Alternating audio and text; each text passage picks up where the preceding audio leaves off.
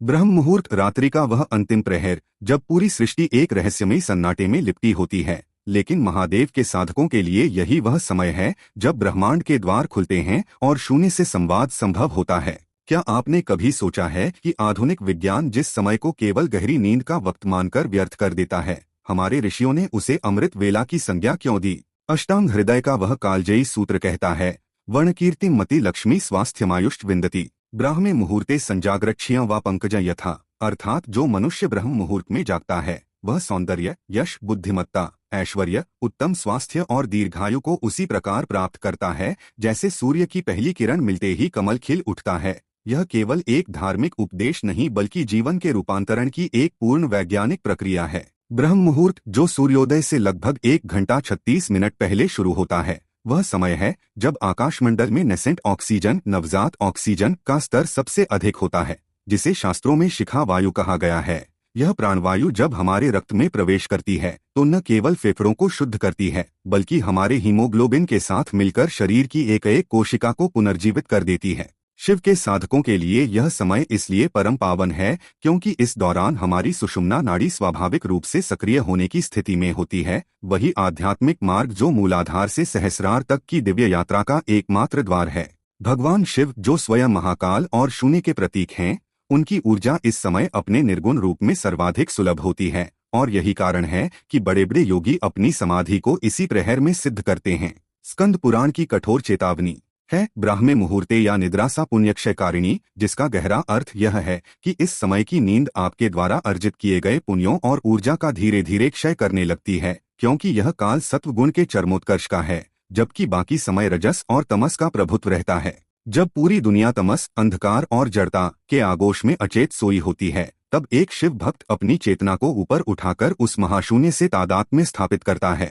चौंकाने वाली वैज्ञानिक सच्चाई यह है कि इस ब्रह्मा काल में हमारी पीनियल ग्रंथि पिनील ग्लैंड से मेलाटोनिन और सेरोटोनिन का स्राव एक अद्भुत संतुलन में होता है, जिसे प्राचीन योगियों ने तीसरी आंख के जागृत होने की अवस्था कहा है। आधुनिक विज्ञान भी मानता है कि इस समय मस्तिष्क थीटा थीटा और अल्फा अल्फा तरंगों के बीच के उस संधिकाल में होता है जहां कल्पना शक्ति और आत्म सुधार की क्षमता अपनी चरम सीमा पर होती है। आदि गुरु शंकराचार्य ने विवेक चूड़ामणि में इस समय की महिमा गाई है, क्योंकि यह वह कालखंड है जब प्रकृति में ब्रह्मा तत्व का प्रवाह अबाध रूप से होता है। जब आप इस पवित्र सन्नाटे में जागकर ओम नमः शिवाय का सूक्ष्म नाद करते हैं तो आपके कंठ से निकलने वाली ध्वनि तरंगें ब्रह्मांड की सूक्ष्म तरंगों के साथ सिंक्रोनाइज हो जाती हैं, जिससे आपकी संकल्प शक्ति इतनी अभेद्य बन जाती है कि आप जो भी विचार करते हैं वह सत्य में परिवर्तित होने लगता है। पद्म पुराण में उल्लेख है कि शौचमिज्या तपोदान स्वाध्याय पितृतर्पणम ब्राह्मे मुहूर्ते कर्माणि कुर्वीत हि द्विजोत्तमः,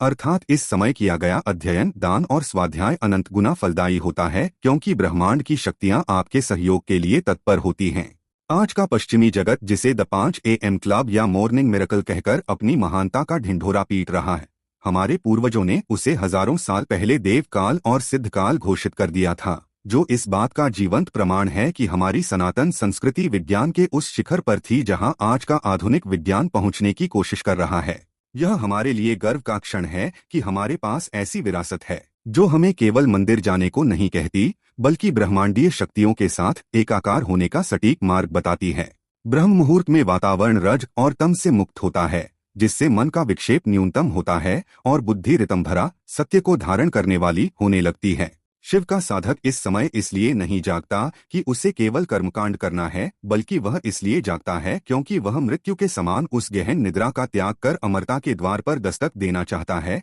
वह उस महाशिव की गोद में बैठना चाहता है जहां काल समय का कोई अस्तित्व नहीं रह जाता। इस समय जागृत होने वाला व्यक्ति अपनी ऊर्जा को ऊर्ध्वगामी बनाता है, जिससे उसके व्यक्तित्व में एक चुंबकीय आकर्षण और वाणी में ओज उत्पन्न होता है। यदि आप जीवन में पराजित महसूस कर रहे हैं या मानसिक द्वंद्व में फंसे हैं तो बस ब्रह्म मुहूर्त की इस गुप्त शक्ति को अपनाकर देखें, क्योंकि यह वह समय है जब महादेव स्वयं आशुतोष बनकर अपने साधकों को ज्ञान और शांति का वरदान बांट रहे होते हैं।